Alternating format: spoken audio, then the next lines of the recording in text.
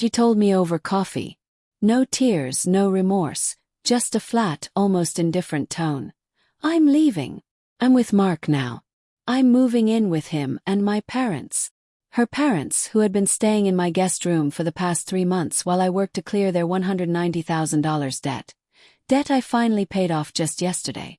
I stared at her. She fiddled nervously with her cup.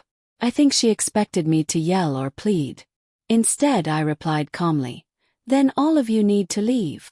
Her eyebrows twitched. Her mother's voice cracked from the hallway. What? Flashback. 5 years ago, she was the quiet one in the bookstore cafe, always with a book, softly humming to herself. I admired that she didn't crave the spotlight. She only came alive when she looked at me. I proposed under a canopy of lights in the park. She cried then. Or maybe she was just cold. I couldn't tell the difference at the time. The change was gradual. Late nights, new perfume. Her phone was never far from her hand. She started smiling at things I couldn't hear. I noticed how her laughter around her phone shifted. A sharper, more practiced sound. One night, she left her laptop open while she showered. A message popped up. "Can't wait to see you tomorrow. Wear the black dress. M." I didn't touch the screen, didn't confront her. I just shut the laptop and poured myself a drink. That was the night my love quietly died inside me. Planning began the next morning. No anger, no smashed dishes, just clear focus. Her parents' debt had hung over us like a dark cloud for years.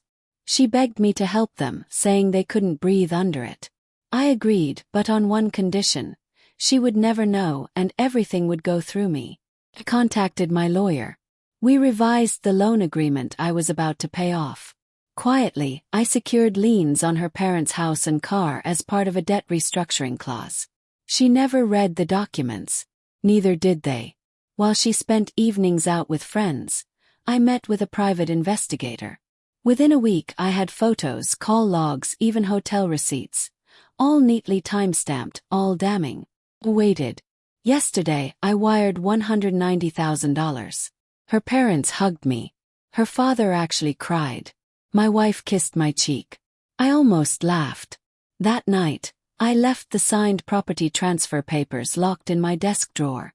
Today she tried to end my marriage over coffee. "Then all of you need to leave," I repeated calmly. Her father entered. "What are you talking about?" I met his gaze. "You're all on my property. And as of yesterday, you owe me nothing because you don't own anything anymore. Not the house, not the car, not the furniture. It's all mine." Her face drained of color.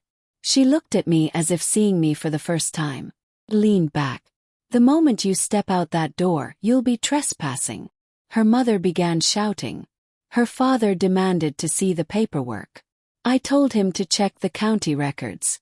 My wife's voice faltered for the first time. "You planned this." I held her stare. From the day I discovered everything, the unraveling was swift. She tried to pack a bag. I told her she could take her clothes. Nothing more. The rest stayed by law. Her parents started making calls. Panicked voices. I'd already arranged for a locksmith. He was on his way. They stood in my driveway, surrounded by suitcases and confusion.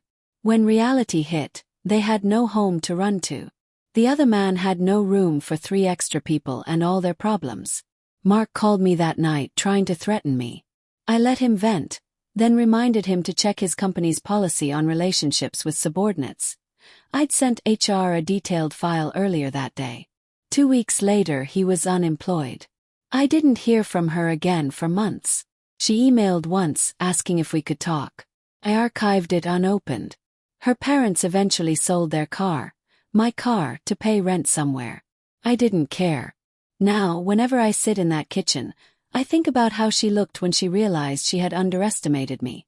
That perfect moment when her face crumpled under the weight of her own decisions.